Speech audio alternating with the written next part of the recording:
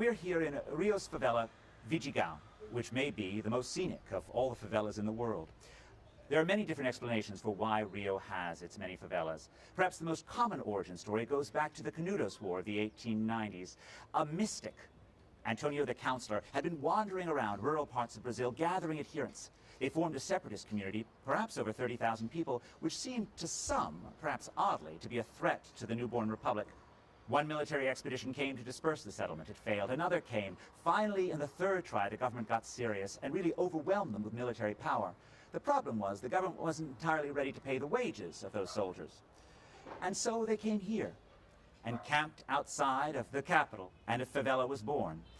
The name favela itself reflects a tree that is native to the Canudos region, and so in some sense the name should remind us of those bloody battles. The coming of the soldiers to the hills outside of Rio also reminds us of the ability of power to attract people, eager to get some of the resources, in this case just their back pay.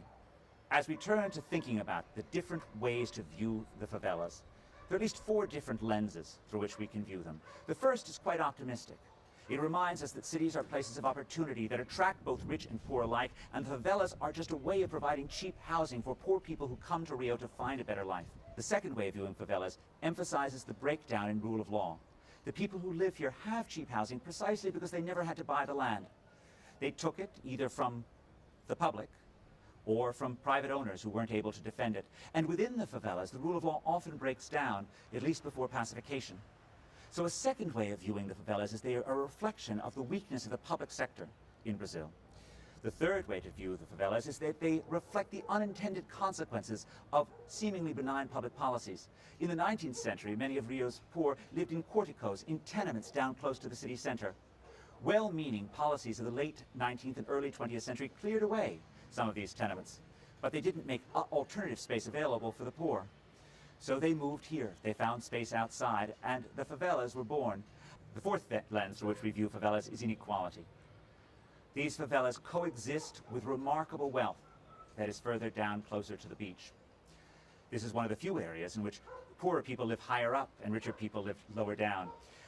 That inequality was baked into the history of Brazil. Let's not forget that the first Africans who came to Rio came here not because they sought urban opportunity, but because they came in chains.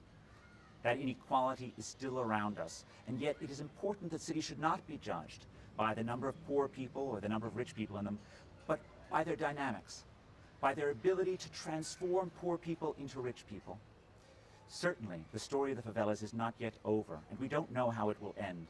But as I look around me and I see the energy and the ingenuity, I feel the ingenuity of this place, of these people, and the ability once again of cities to offer a better life to people.